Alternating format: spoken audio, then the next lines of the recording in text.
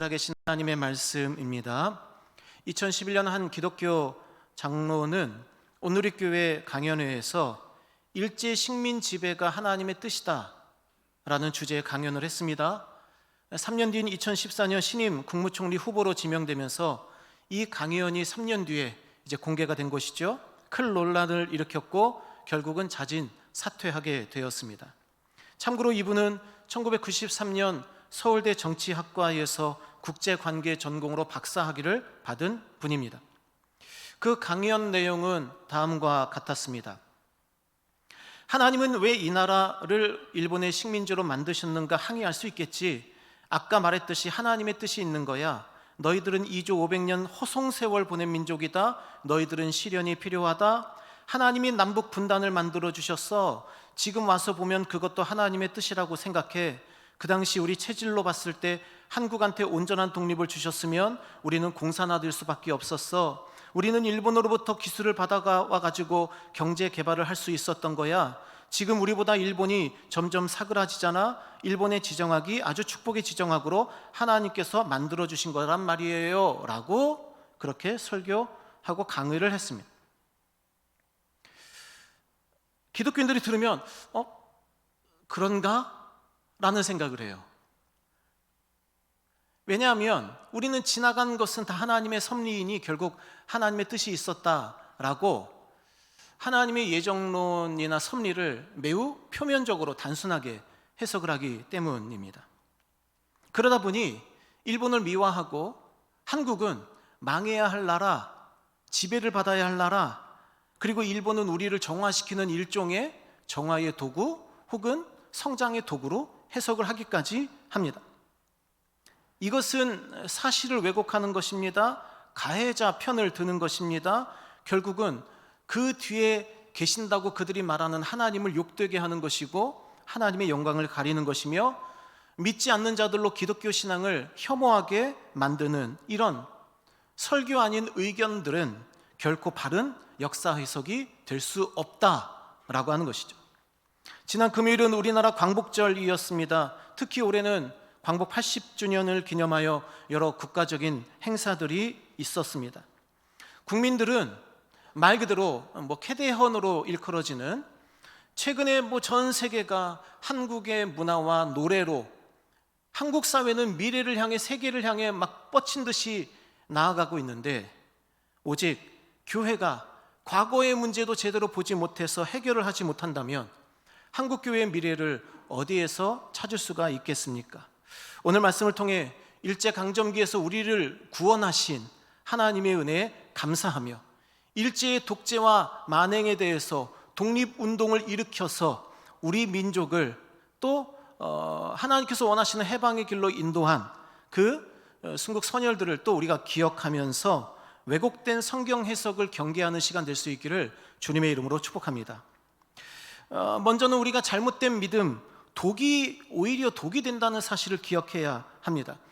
그런 사람들의 주장은 소위 식민지 근대화론, 일본이 우리를 먹어주어서 우리가 근대화를 이루었다라는 주장을 하는 사람들입니다. 식민지였던 우리나라가 일본 때문에 잘 되었다, 근대화되었다, 발전하게 되었다, 그러니 결국은 일본에 감사해야 한다, 이 논리로 가는 거죠. 이들의 말하는 것은 다음과 같습니다. 일본이 철도를 깔아주고 항만시설을 세워주었기 때문에 당시 한국의 GDP가 성장했다는 거죠. 근대적 학교가 설립되고 상하도 수도 시설이 보급되었기 때문에 도리어 하나님의 은혜로운 역사였다라고 해석을 하는 겁니다. 이들은 이렇게도 말합니다. 일본이 쌀을 수탈해간 것이 아니라 우리가 그들에게 수출한 것이다라고도 말을 하고, 위안부들, 할머님들 쌀을 일본군에 끌려간 것이 아니라 돈을 벌기 위해 자발적으로 매춘한 것이다, 이렇게 해석합니다. 이런 식민지 근대화로는 안병직 전 서울대 교수와 그가 설립한 낙성대 경제연구소 중심으로 꽃을 피웠습니다. 그리고 몇몇 기독교인들이 이것을 그대로 받아서 신앙적으로 해석을 하기까지 이르는 것입니다. 다음과 같은 사례도 있었습니다. 현재 한국 주요 정당의 대표급인 한 정치인은 기독교인으로서 2018년 8월 12일 인천의 한 교회에서 다음과 같은 말을 하였습니다. 우리나라는 식민지밖에 할 게 없는 나라다. 광복이 독립운동 때문에 이루어졌다고 가르치는 데는 북한밖에 없다. 우리나라는 독립운동 때문에 광복을 이룬 것이 아니라 미국의 핵폭탄을 일본에 던져주어서 우리나라가 독립됐다. 이 사람은 2024년 국회 인사청문회에서는 일제시대 때는 나라가 없는 것이기 때문에 독립투사들도 사실은 일본 국적이었다라는 망언을 하기도 했습니다. 분당의 한 대형교회 목사님은 바로 올해입니다. 3.1점 다음 날인 3월 2일 주일 설교에서 이렇게 설교했습니다. 대한민국은, 조선은 부패했다. 붕당 정치 가지고 맨날 싸우니 하나님이 일제를 사용하셔서 이런 것들을 정리했다. 그러니 일본이 공로가 있는 것이다 라고 설교했습니다. 뿐만 아닙니다. 이 사건이 계기가 되어서 우리나라가 독립이 되고 모두 예수 믿기를 소원했다. 몽둥이 역할을 일본이 했으니 우리는 일본한테 수고했다라고 말을 해야 하고 일본을 불쌍히 여겨야 한다. 이것이 구속사다라는 말도 했습니다. 일제 식민 지배는 조선이라는 미개 국가를 탈피하고 근대 국가로 나가기 위한 불가피한 과정이었다라고도 말했습니다. 이런 분들의 논리는 한결같습니다. 대한민국, 조선, 우리나라 사람, 독립투사, 독립운동 모두 폄하합니다. 비하합니다. 그분들의 업적은 싹 지워버리고 일본만 미화시킵니다. 가해자의 입장만 중요하게 생각합니다. 하나님의 섭리와 고난을 매우 얕게 해석합니다. 결국 이런 식으로 해석을 하면 어떤 이야기까지 가능하냐? 불신자들이 남긴 혹은 기독교인들이 남긴 댓글을 보면 바로 나옵니다. 댓글을 보았습니다. 이렇게 이야기합니다. 아니 그렇다면 살인당한 가족에게도 하나님의 구속을 이루기 위한 구속사로 풀까 위험스럽네요. 정신줄을 놓은 실언입니다. 저런 사람들이 기독교를 망치고 있습니다. 그렇다면 가룟 유다에게 감사해야겠네요. 그가 한 수고로 예수님 십자가 진 것 아닙니까? 그렇다면 문제는 무엇입니까? 첫째로 우선은 이런 논리는 기본적으로 진실을 왜곡한 것입니다. 일본이 아무리 항만을 개발했다 해도 그거는 수탈을 위한 거지 우리 발전을 위한 게 아니죠. 일본이 철도를 놓았어도 곡식을 나르기 위함이고 본국으로 빼앗아가기 위함이지 우리나라를 발전시키기 위함이 아니었습니다. 왜곡이라는 것은 100% 거짓이 아닙니다. 99%가 맞고 한 가지 1%가 틀리면 전체가 다 왜곡될 수 있습니다. 예를 들어서 제가 10,000원을 제 아들에게 주면서 아들아 가서 빵하고 우유를 좀 사오렴, 나머지는 네가 가져라. 이거는 정당한 심부름이에요. 하지만 학교 일진이 피해 학생에게 100원을 주면서 빵을 사오고 우유를 사오고 남은 건 네가 가져라고 하면 이거는 학교 폭력이고 조롱하는 것입니다. 차이는 하나뿐입니다. 금액 차이예요. 근데 이거 금액을 못 본 척하면 그리고 나머지를 미화시키면 그 일진을 미화시킬 수 있는 것입니다. 일제강점기에 우리가 당한 피해를 무시하고 모른 척하고 우리 민족이 열심히 독립운동을 위해 싸웠던 그런 것들을 다 없는 것처럼 그렇게 무시해버리고 일제가 하나님의 도구냐느니 아니면 일제가 하나님의 몽둥이라느니 우리나라 발전을 위해서 수고했고 애를 썼다느니 라고 말한다면 이거는 기본적으로 사실을 왜곡하는 겁니다. 진실을 왜곡하는 거예요. 만일 한 가정에 난폭한 강도가 들어와서 엄마를 죽였어요. 모든 좋은 걸 다 뺏어갔어요. 집에 있는 모든 집기들을 다 부수었어요. 남겨진 가족들은 트라우마에 이제 사로잡혔어요. 근데 그 강도를 변호하는 변호사가 이 피해자 가정을 향해서 이 사건 때문에 당신 집의 보안이 이제 철저해지지 않았습니까? 그러니 이거는 은혜입니다. 하나님의 뜻입니다. 그러니 합의하십시오. 라고 말한다면 이것은 사실 왜곡 아니겠습니까? 요한복음 8장 32절 말씀에 진리를 알지니 진리가 너희를 자유롭게 하리라 말씀하고 있습니다. 사실관계를 명백하게 하지 않으면 우리는 결코 자유롭게 될 수가 없는 것이죠. 에베소서 4장 25절 말씀에 거짓을 버려라. 이웃과 더불어 참된 것을 말하라.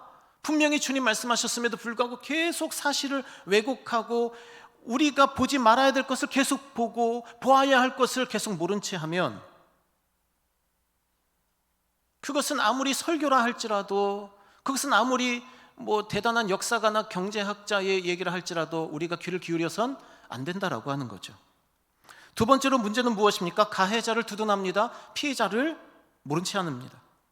만약에 저도 딸이 있습니다만 성폭행 당한 딸에게 가해자 쪽 변호사가 네가 짧은 치마 입고 다녀서 이런 일을 당하게 된 거야 라고 말한다면 어떤 반응을 보이시겠습니까? 위와 같은 사람들은 한결같이 조선은 망해야 할 나라로, 몹쓸 나라로, 하나님의 은혜를 받을 수 없는 나라로 그렇게 만들어버립니다. 일제강점기가 무슨 마치 축복의 통로인 것처럼 포장을 합니다. 가해자인 일본을 두둔하면서 가해자인 일본을 하나님의 도구라고 추켜 세우니 이 어찌된 일입니까? 자연적으로 우리는 가해자를 처벌하지 못하게 됩니다. 과거사를 정리하지 못하게 되는 것입니다. 이런 기독교인들은 우리가 받은 피해를 일부러 말하지 않습니다. 저도 안병지 교수님의 논문도 읽어보고 이것을 설교를 준비하면서 몇 개의 논문을 봐왔습니다. 그분들이 제시하는 근거, GDP가 올랐다느니 경제가 성장했다더니 이 근거 자료는 모두 조선 총독부 자료입니다. 정당하게 한번 따져보겠습니다. 일제강점기 동안 우리나라가 받은 피해는 헤아릴 수가 없습니다. 인명피해 78만 명 이상이 강제징용되어 일본과 사할린 등으로 끌려가서 목숨을 잃었어요. 위안부 피해자들, 우리 어르신들 많이 돌아가셨죠. 대부분이 다 돌아가셨습니다. 8만 명에서 20만 명의 일본군의 성노예가 되었습니다. 학살당하고 고문당하여 사망한 숫자가 헤아릴 수 없습니다. 경제적 피해는 어떻습니까? 우리나라 농경지의 40% 이상의 토지를 수탈당했습니다. 매년 금, 은, 철, 석탄 등의 광물을 80%를 일본으로 빼돌렸습니다. 매년 쌀 수확량의 50%가 일본으로 반출되었고 조선인들은 굶주림에 허덕였습니다. 철, 동, 고무, 기계류, 가축까지 수백만 톤의 자원이 전쟁 물자로 강제 징발되었습니다. 2005년 공식적인 보고서에 따르면 단순히 현금으로 추정했을 때 1,000조 원 가까운 손해를 우리나라가 입었습니다. 사회문화적 피해도 컸습니다. 80% 이상의 가구가 강제로 창씨 개명을 했습니다. 한글 못 쓰게 했습니다. 국어 사용하지 못하게 했습니다. 문화재 7만 5천 점 정도가 일본으로 약탈당했습니다. 90% 이상의 언론이 폐간되었습니다. 진정 일본이 우리나라를 위한 축복의 통로였습니까? 성경은 분명히 강자의 횡포를 막고 약자를 보호해야 한다고 말씀하고 있습니다. 이사야 1장 17절 말씀에 학대받는 자를 도와주어라, 고아를 위하여 신원하여라, 과부를 위하여 변호하여라 말씀하셨습니다. 잠언 31장 8절과 9절 말씀, 말 못하는 자와 모든 고독한 자의 송사를 위하여 입을 열어라. 너는 입을 열어 공의로 재판을 하여라. 곤고한 자와 궁핍한 자를 신원하여라. 세 번째 문제는 무엇입니까? 악을 정당화하고 악을 도리어 강화시킵니다. 그래도 되지 해버리는 것이죠. 선은 당연히 약화됩니다. UCLA 한국 근현대사 옥성득 교수의 말에 따르면 결국 이런 식으로 이야기를 하다 보면 악을 정당화하고 심지어는 마귀까지 정당화될 수 있다고 말합니다. 예를 들어 북한이 남침을 했으니 북한에 고마워해야 한다. 사탄 때문에 더 기도하게 되었으니 사탄에게 감사해야 한다. 히틀러와 나치 때문에 평화의 소중함을 깨닫게 되었으니 히틀러에게 감사해야 된다. 모든 말도 안 되는 논리가 가능해지는 거죠.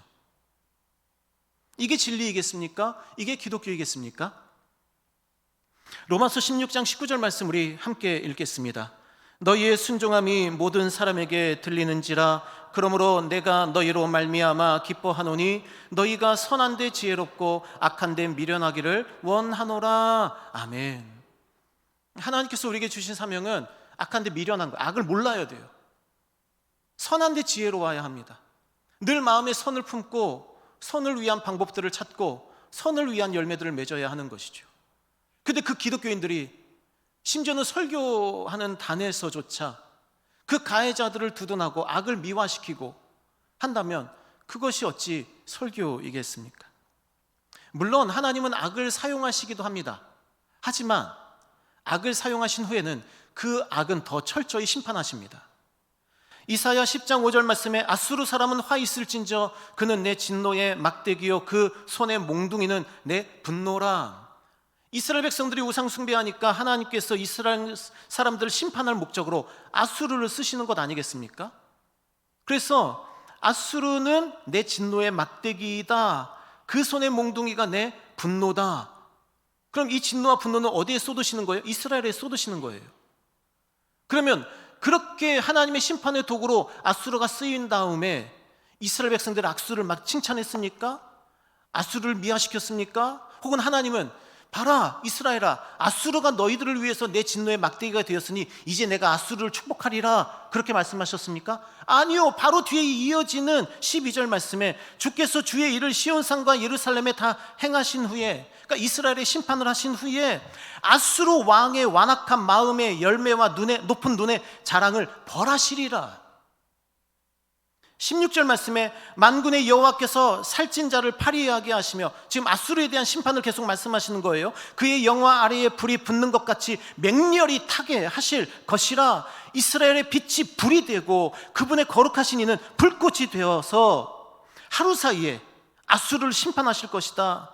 숲이 타고 기름진 밭의 영광이 모두 전부 소멸될 것이고 병자가 점점 쇠약하여 감 같을 것이다. 그의 숲에 남은 나무의 수가 희소하여 아이라도 능히 계수할 수 있으리라.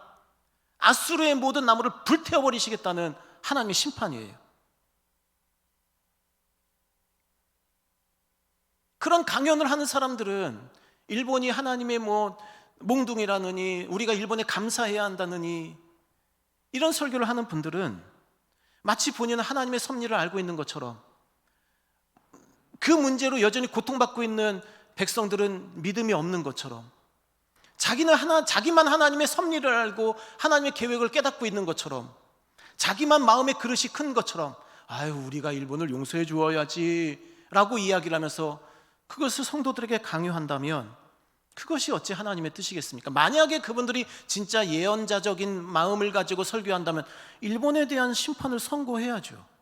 하나님의 말씀이 그러한데, 지금 제가 일본과 경제 교류를 하지 말아야 된다 그런 얘기가 아니잖아요. 지금 우리가 역사를 바로 보고 바로 정리해야 한다라고 하는 것을 말씀을 드리는 거죠. 특히 기독교 신앙의 이름으로 일제가 했던 그 악한 일들을 정당화하면 결국 그것 때문에 고통받았던 우리 민족은 어찌 되는 것입니까? 기독교를 미워할 것 아니겠어요?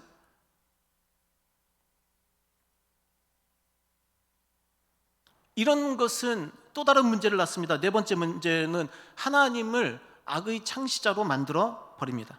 하나님이 일본을 사용하셨다, 일본이 하나님의 도구이다, 축복의 통로다, 이렇게 얘기하면 결국은 우리나라를 짓밟으신 분은 누구예요? 하나님 아니겠습니까? 그럼 하나님은 악의 창시자이죠.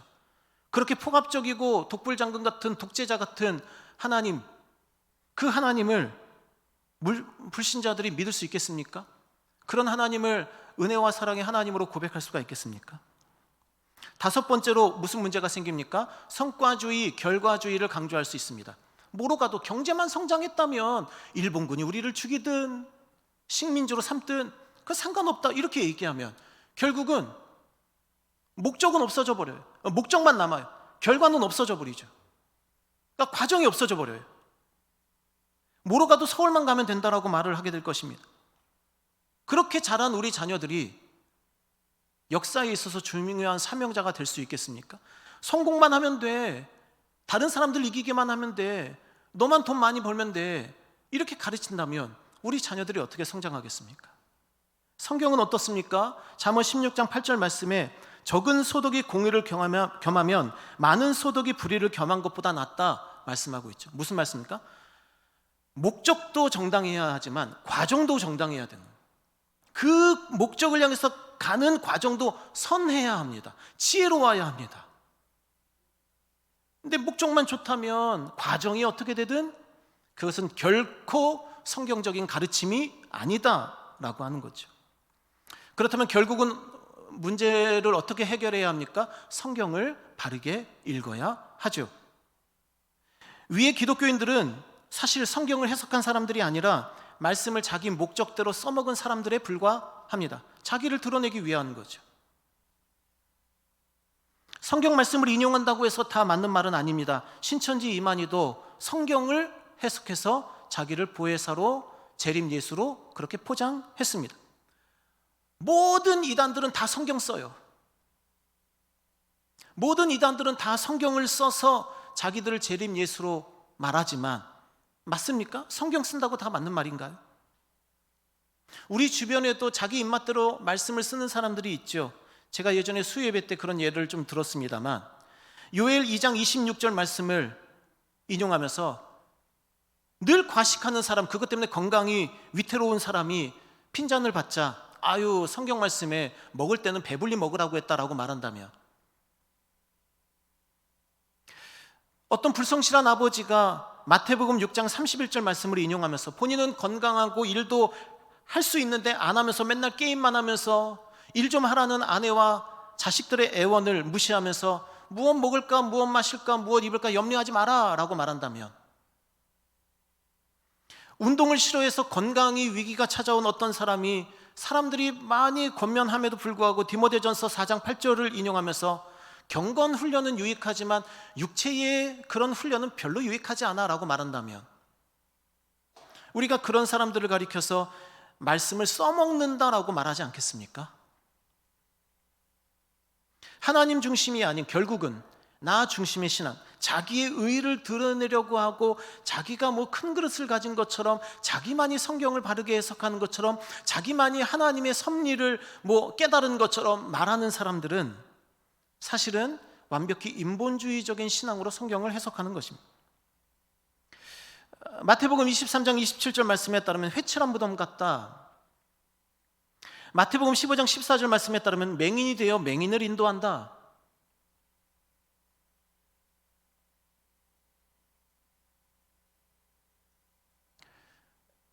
제가 사실은 말씀을 준비하고 그런 설교들을 듣고 그런 이야기들을 들으면서 계속 얼굴이 화끈거렸어요, 사실은. 그래서 하나님, 오늘 제가 말씀 전할 때에 냉담하게 해주십시오, 차분하게 해주십시오. 근데 얼굴은 계속 달아올라요. 그래서 제가 계속 얼굴이 뜨거워요. 지금 얼굴이 계속 뜨거워요. 제가 무슨 정치적인 얘기를 하는 것이 아닙니다. 식민지 근대화론도 아직 학계에서 인정을 제대로 못 받는 이론인데, 그걸 냅다 받아가지고 그거를 설교라고 하는 명목으로 사용한다면 그것이 어찌 설교자의 사명에 부합하겠습니까? 그러므로 사랑하는 성도 여러분, 우리가 이를 위해서 한 5가지 정도 우리가 생각해 볼 것이 있습니다. 첫 번째로는 진실해야 한다는 거죠. 왜곡해서는 안 됩니다. 역사적 사실을 바르게 보고 균형감 있게 보고 왜곡하지 말아야 합니다. 한국교회사를 전공한 홍승표 목사님은 다음과 같이 설교했습니다.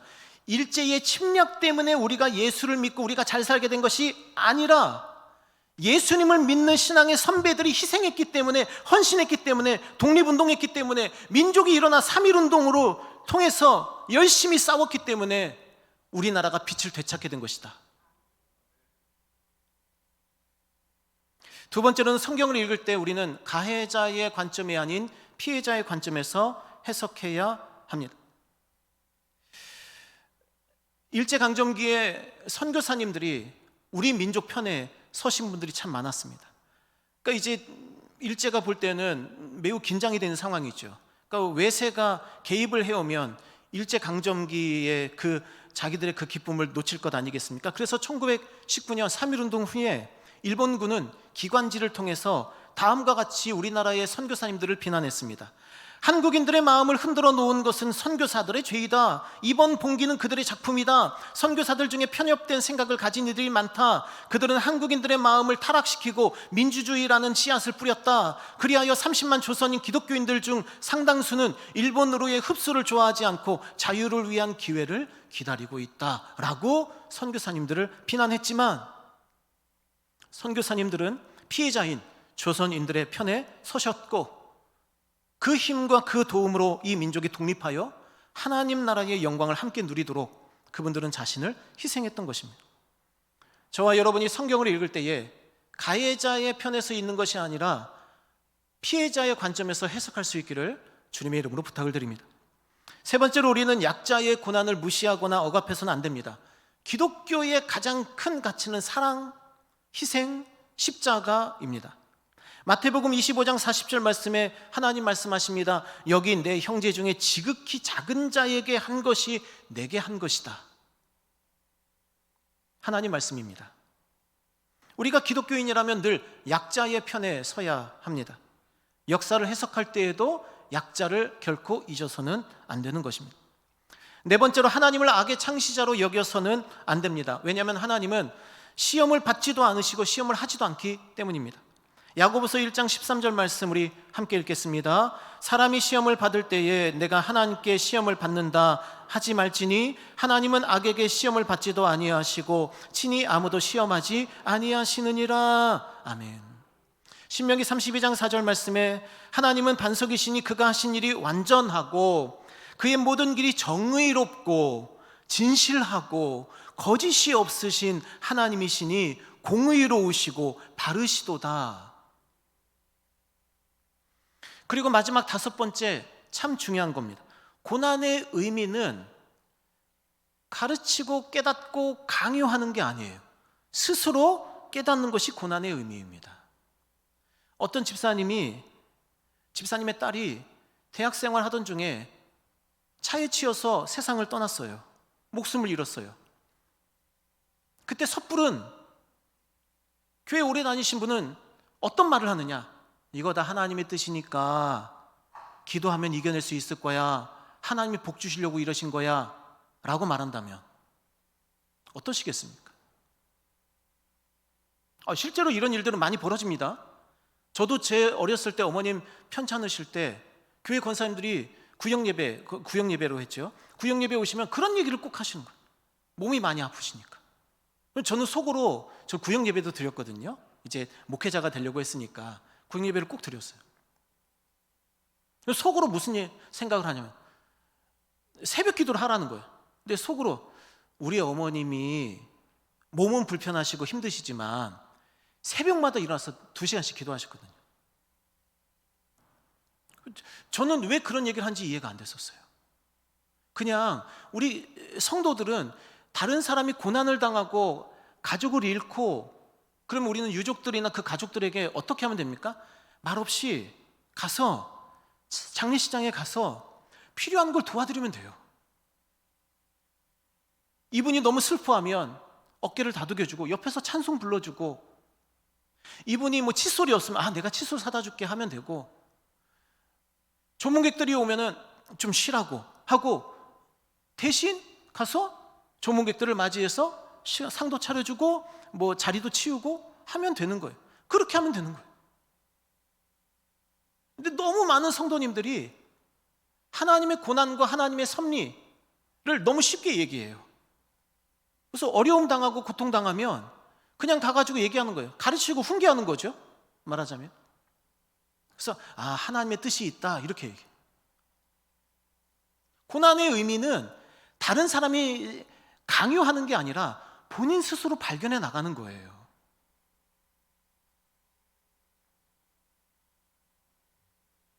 창세기 50장 18절 이하의 말씀에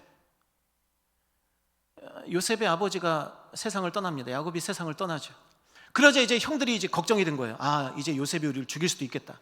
왜요? 요셉 팔아 넘겼잖아요. 죽이려고 했잖아요. 아버지한테 요셉 죽었다라고 거짓말 했잖아요.